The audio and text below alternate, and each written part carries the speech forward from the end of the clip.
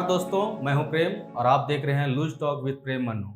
और आज हमारे बीच हैं हमारे खास मेहमान, हमारे क्षेत्र के बाहुबली विधायक माननीय श्री चोखा सिंह जी।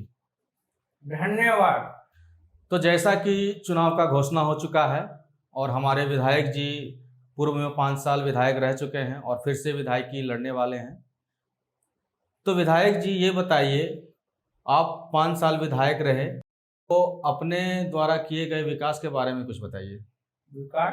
कौन है विकास? अरे बताओ, विकास है कौन? अरे रुको, अरे ला मोबाइल ला मेरा जी, ला। अरे विधायक जी, आप गलत समझ रहे हैं। मैं पूछ रहा हूं कि आपने अपने क्षेत्र में जो विकास किए हैं, डेवलपमेंट, मैं उसके बारे में बात कर रहा हूं। डेवलपमेंट? जी। डेवलपमेंट बहुत किए हैं। आप हमारी जनता से आप जानकारी ले सकते हैं। आप पूछ सकते हैं हमारे क्षेत्र में जाके, आप पूछिए जनता लोग को कि हमने विकास किस कदर किया है। ऐसा विकास न आज तक कोई किया है न कोई करेगा। जी विधायक जी, हम आपके क्षेत्र में दौरा किए थे और आपके बारे में जनता से बातचीत भी हुई है और जनता के कुछ सवालात भी हैं आपके लिए। मैं वो सवाल जनता के तरफ से आपके बीच रखना चाहता हूँ। जी हाँ, रखिए। तो विधायक जी ये बताइए कि आपने पिछले चुनाव में ये वादा किया था कि आप सड़क जो है वो हेमा मालिनी के गाल के जैसा बना देंगे। उस वायदे का क्या हुआ? देखिए,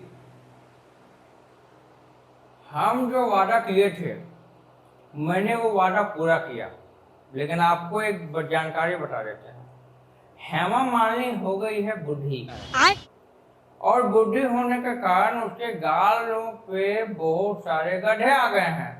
हालांकि मेकअप करती है तो नहीं पता चलता है, लेकिन इसमें मेरा क्या गलती है? मैंने जो वादा किया वो पूरा किया। मैंने बोला कि हेमा मालिनी के गालों जैसा बनाऊंगा, मैंने सड़कें बनाई। इसमें मेरी क्या गलती है? कितने शानदार विचार रखते हैं जी। तो विधायक जी, आपने जो रोड बनाए हैं उसमें गड्ढे हैं, उसका कारण आपने बता दिया, लेकिन आपको नहीं लगता इस गड्ढे के कारण काफ़ी एक्सीडेंट हो रहा है? गुड क्वेश्चन, सवाल आपका अच्छा है, लेकिन आप ये बताइए, आजकल के जो युवा लड़के हैं उनकी गाड़ियों की रफ्तार जानते हैं क्या है? तो अरे सड़क तो हेमा मालिनी के गाल जैसा बनाए ताकि एक्सीडेंट ना हो, लोग सही से चलें, अपने आप को बेहतर बनाएं। लेकिन आप बताइए कि आजकल के जो लड़के हैं इनको पढ़ता है? सब साला गाड़ी मिल गया है, बाप का एकदम कमाई का गाड़ी लेकर हनहनले चलता। ये बड़ी अच्छी बात कही आप। अरे तुम लोग देश का भविष्य हो, तुम लोग आगे आने वाली पीढ़ी, आधुनिक भारत का तुम लोग साला भविष्य हो, और तुम लोग हनहनले चलाता, दिमाग खराब करके रख दिया है। मतलब आपके हिसाब से आपने जो रोड बनाया है, जो रोड में गड्ढे हैं, वो सही है?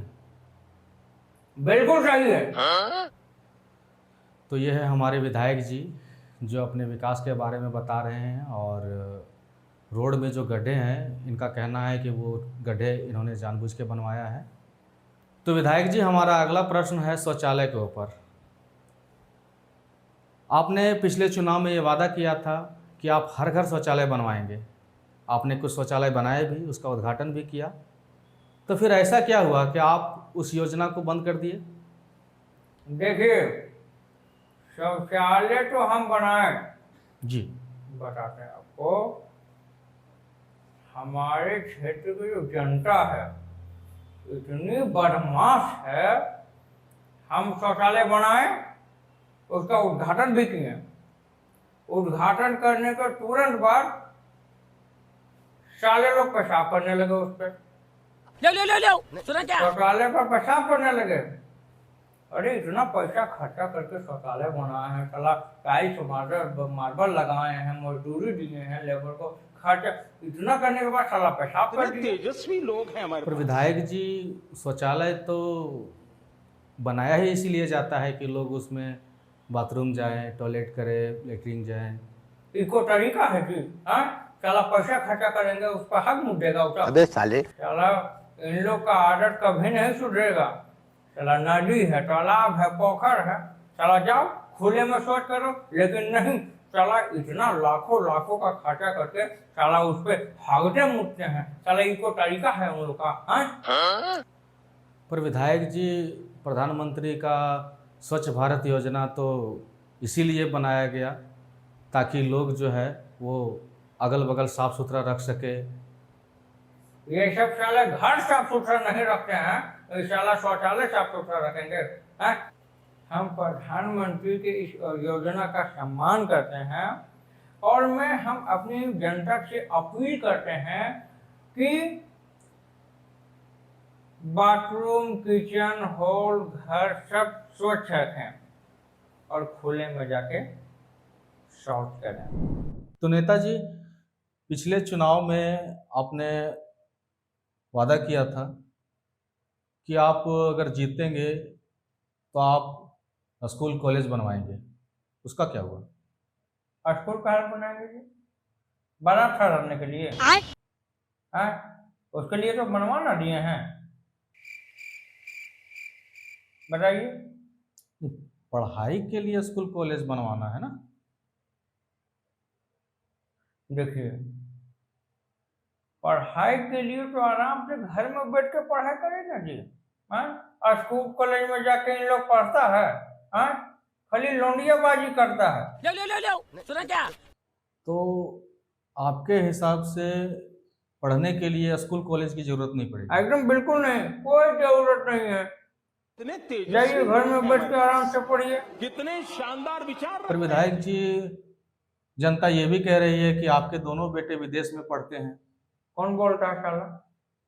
कौन बोलता है?